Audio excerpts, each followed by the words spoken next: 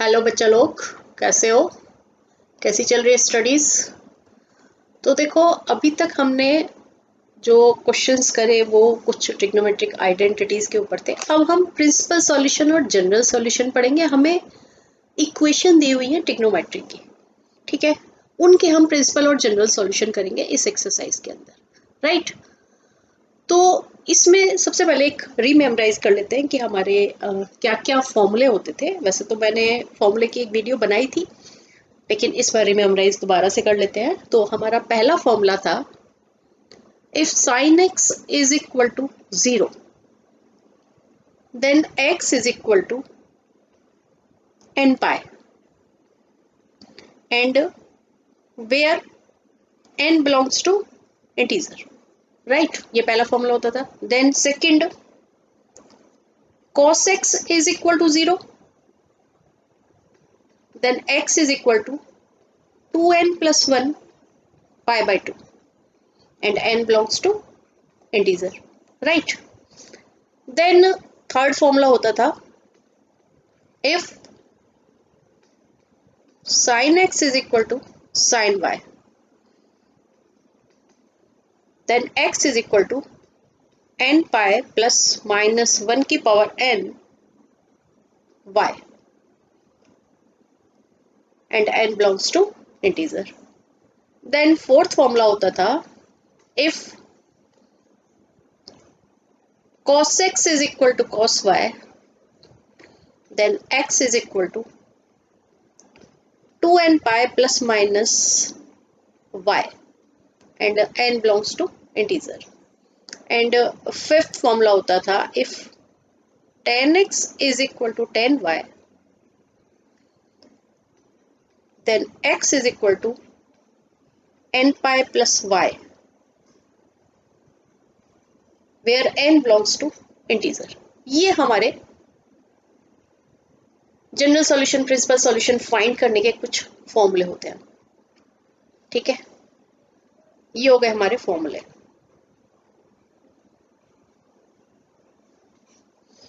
अब क्वेश्चन पे आते हैं। देखो, अब एक्सरसाइज स्टार्ट करते हैं। Find the principal and general solution of the following equation. If tan x is equal to √3, हमें tan x is equal to √3 given है। अब तुम्हें ये सोचना है सबसे पहले कि एज tan x की वैल्यू पॉजिटिव दी हुई है, ठीक है? तो पॉजिटिव किस किस क्वाड्रेंट में होता है 10, ठीक है? तो तुम्हें क्या याद रखना है? ASTC रूल, ठीक है? यहाँ सारे होते हैं और यहाँ पे साइन एंड कोसेक, यहाँ पे टेन एंड कॉट और यहाँ पे कॉस और सेक। तो फर्स्ट क्वाड्रेंट और थर्ड क्वाड्रेंट में टेन जो है वो पॉजिटिव होता है।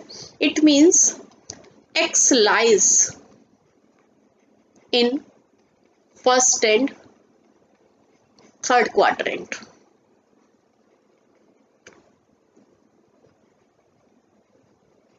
राइट, सबसे पहले हमें ये चीज देखनी है, ठीक है?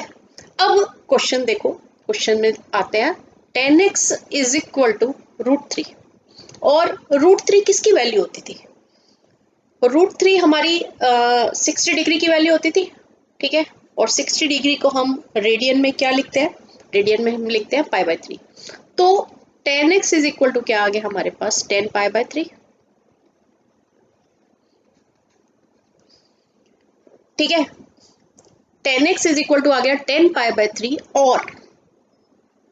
और क्योंकि पॉजिटिव थर्ड क्वाड्रेंट में भी है, फर्स्ट और थर्ड क्वाड्रेंट में दोनों में पॉजिटिव है, इसलिए 10 की वैल्यू थर्ड क्वाड्रेंट में लाई करने के हम क्या लिखेंगे? 10 पाई प्लस π/3, क्योंकि pi plus π/3 that is also plus √3।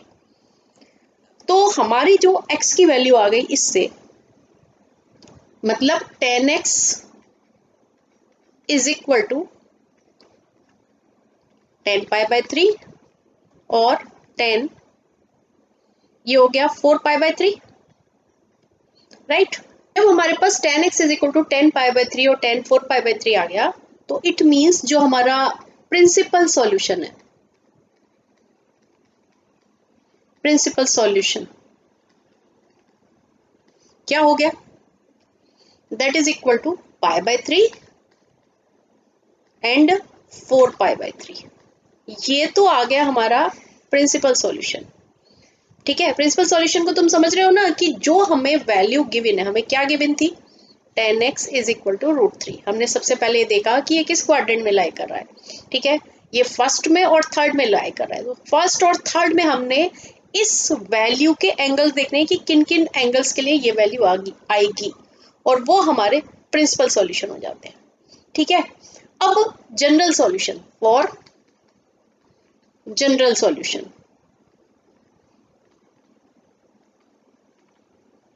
General solution के लिए तुम लेकर चलोगे कि tan x is equal to कितना है, √3। ठीक है, it means tan x is equal to क्या आ गया था हमारा, tan π/3। ठीक है, अब हमें बेसिक वाला लेना है, बिल्कुल फर्स्ट एंगल, जो फर्स्ट क्वाड्रेंट में हमारा एंगल आ रहा है उसको हमने लेना है यहाँ पर। ठीक है, अब हम जो मैंने ये फॉर्मूले अभी आपको लिखे, इन फॉर्मूले में देखना है कि हमारा यहाँ पर जनरल, ये हमारे बेसिकली जनरल सॉल्यूशन के फॉर्मूले हैं, क्योंकि n की फॉर्म में है। तो अब हमें देखना है कि कौन सा फॉर्मूला लग रहा है। इसमें फिफ्थ फॉर्मूला लग रहा है, if tan x is equal to tan y then x is equal to nπ plus y। ठीक है, तो यहाँ पर आइडेंटिटी हमारी क्या लग रही है, if tan x is equal to tan y then x is equal to nπ plus y where n belongs to integer, right? तो अब इससे जो हमारा x की वैल्यू आ जाएगी, क्या आ जाएगी, then x is equal to nπ, और y कितना है, y हमारा है π/3, तो plus π/3 where n belongs to integer। ये हमारा आंसर हो जाएगा, ये हमारा जनरल सॉल्यूशन आ गया। This is general solution.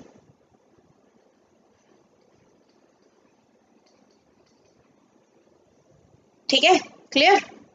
अगर समझ में नहीं आया तो दूसरा क्वेश्चन करेंगे तो उसमें बिल्कुल अच्छे से क्लियर हो जाएगा। ठीक है, सेकेंड क्वेश्चन करते हैं, sec x is equal to 2। देखो sec x की हमारे पास कोई आइडेंटिटी नहीं होती है, तो हम बेसिकली इक्वेशन वाले क्वेश्चंस को साइन cos और tan मिला के करते हैं। ठीक है, sec को हम चेंज कर लेंगे cos x में, तो sec x is equal to हो जाएगा cos x is equal to हो गया 1/2। ठीक है, और 1/2 cos में किसकी वैल्यू होती है, cos x में 1/2 ये होती है हमारी cos 60 डिग्री की, और cos 60 डिग्री को रेडियन में क्या लिखते हैं हम, cos π/3। ठीक है, अब क्योंकि ये 1/2 मतलब पॉजिटिव है, पॉजिटिव कब होता है, ASTC रूल याद रखो जो मैंने तुम्हें बताया था क्वाड्रेंट वाला। ठीक है, this is first, second, third and fourth. ठीक है, कॉस फर्स्ट में पॉजिटिव होता है और फोर्थ में, इन दोनों में पॉजिटिव होता है, फर्स्ट में और फोर्थ में।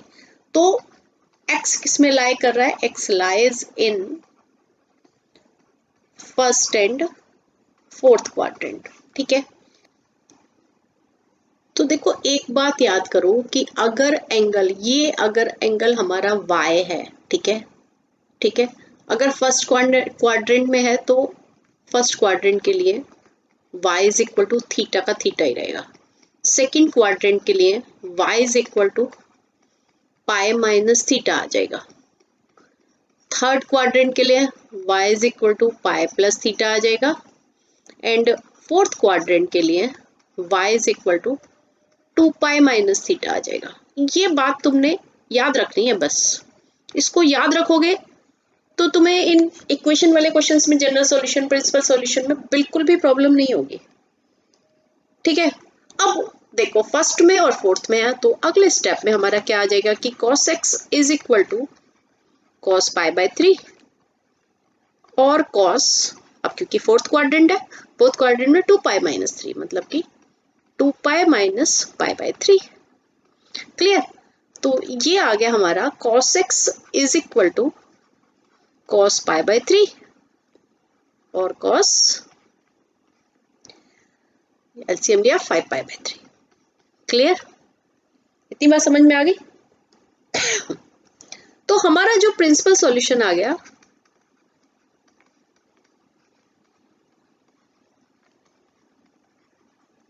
That is equal to π/3 and 5π/3।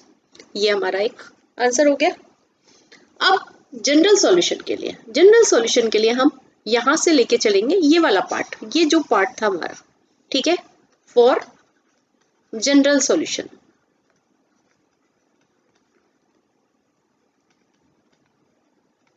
Right, तो इसको हम यहां लिखेंगे cos x is equal to cos π/3, ठीक है, π/3, ठीक है।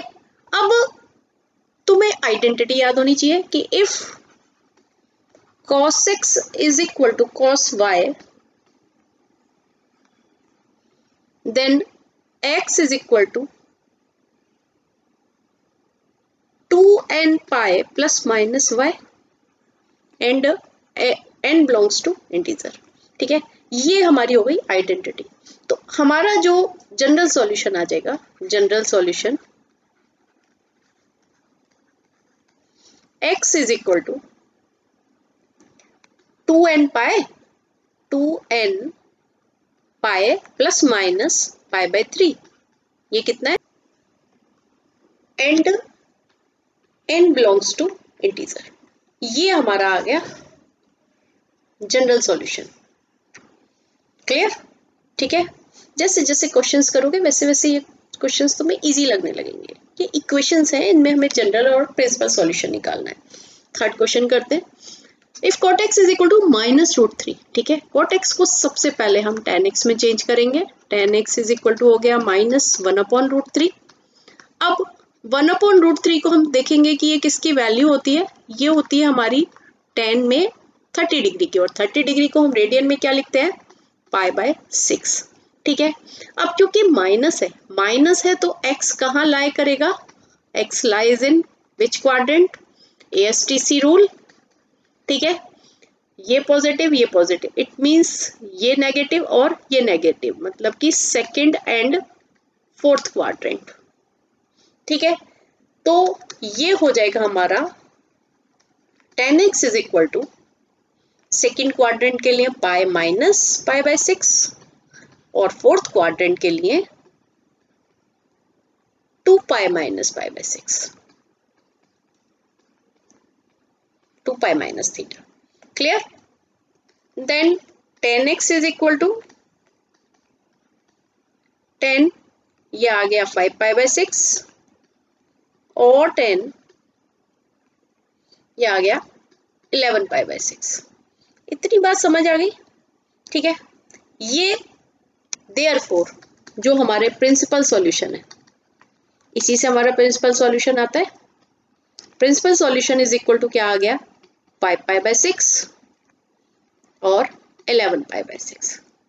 क्लियर, ठीक है, ये हमारा आंसर हो गया।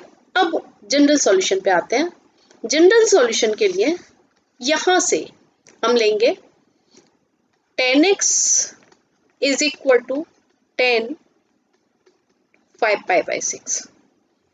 क्लियर, अब आइडेंटिटी सोचेंगे tan की कौन सी होती थी कि if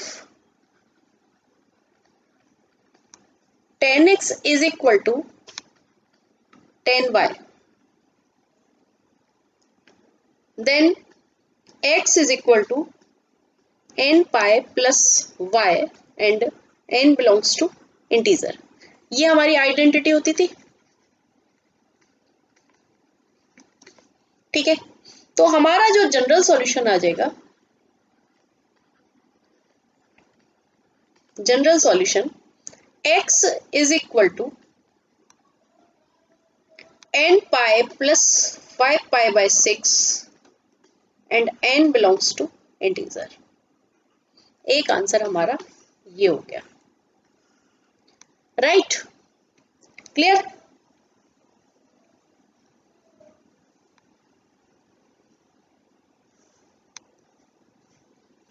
fourth question, cosec x is equal to -2। तो कोसेक x को सबसे पहले हम साइन x में चेंज करेंगे। Sine x is equal to -1/2, ठीक है। अब 1/2 साइन x में किसकी वैल्यू होती थी, that is equal to 30 degree की। तो माइनस साइन 30 डिग्री को रेडियन में क्या लिखते हैं, π/6। साइन नेगेटिव साइन नेगेटिव, तो साइन किस में लाई कर रहा है? X, x lies in ASTC rule, ठीक है, थर्ड और फोर्थ क्वाड्रेंट में, ठीक है, ऑल स्कूल टू कॉलेज या ऑल साइन टेन कॉस, ठीक है, ASTC रूल ध्यान रखो बस। तो x lies in third and fourth quadrant, right.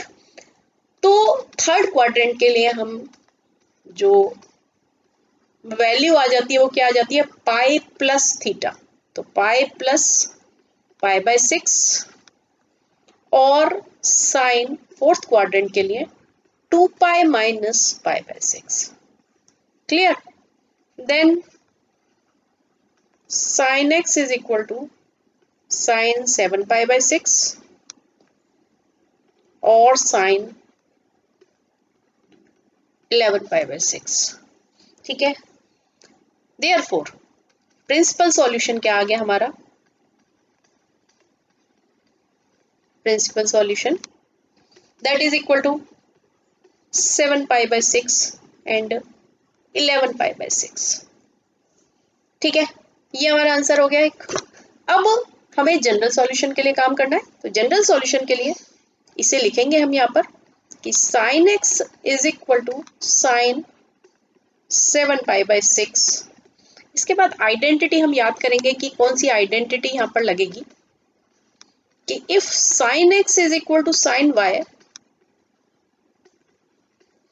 Then x is equal to n pi plus minus 1 की power n into y, and n belongs to integer, right. Then x is equal to हमारा क्या आ जाएगा? n pi plus minus 1 की power n, और y कितना है हमारा? 7 pi by 6, तो यहाँ आ जाएगा 7 pi by 6 and n belongs to integer. ये हमारा क्या हो गया? General solution. This is general solution. ये हमारा प्रिंसिपल सॉल्यूशन था और ये हमारा जनरल सॉल्यूशन आ गया, ठीक है। आशा है कि आप लोगों को ये क्वेश्चंस अच्छे से समझ आ गए होंगे। अगर कोई भी प्रॉब्लम हो रही है तो कमेंट सेक्शन में आप लोग लिख सकते हैं। I will try to solve your all problems. All the best.